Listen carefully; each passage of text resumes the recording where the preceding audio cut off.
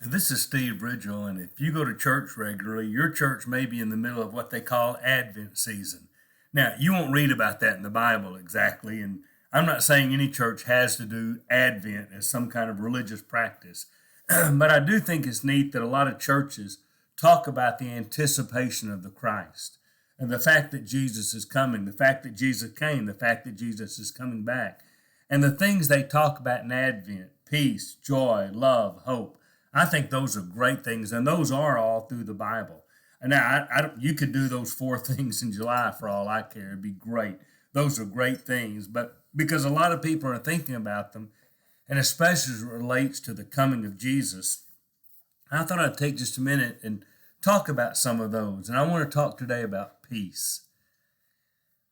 You know, our world is a place where there is a lot of strife and a lot of war and a lot of anger and a lot of hatred. And sometimes, even among Christians, we don't have the peace that we should. I mean, Jesus said, "Blessed are the peacemakers." Boy, that's a great thing. Jesus came to give us his peace.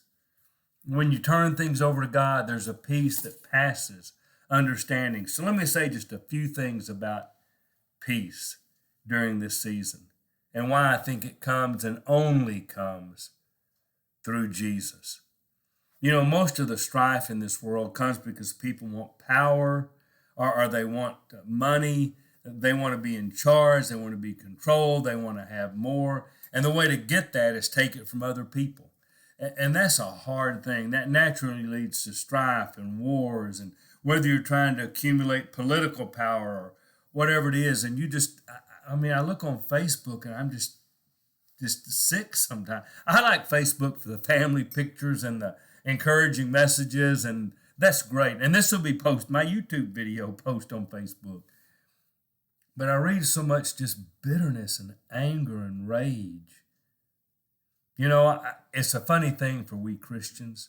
We very much are at war as a peace people. But I want to be real clear. Our enemy is Satan. You know, my brother-in-law, Don Hertenberger, is teaching a class where he goes to church in Fort Worth about peace. And so we've been talking a lot about that. And I'm reminded that I have one enemy to fight against, and that's the father of lies, Satan. My enemies, not people, not even people that live in sin, not even people that do evil things, because every one of those people is someone for whom Christ died. My enemy is very much Satan. But you know what? Every time I bring somebody to Jesus, every time I help somebody come home to Jesus, every time I help somebody focus in a little more on how to live their Jesus life, I've contributed to peace in this world. I've all of a sudden got people who are being kind to their neighbor, who are helping their neighbor, who are loving people. And because they're loving God, they're living a lifestyle of peace. And so I really think that when somebody says, well, we ought to do something about world peace, I'm like, yeah, I do every day. Every day, Christians talk. We personally try to follow Jesus more, and that brings peace in our lives and peace among people. And once we understand this is not about us, there's a great peace in that. And I want to tell you, I have a lot of peace in this world when I realize this world's not my home.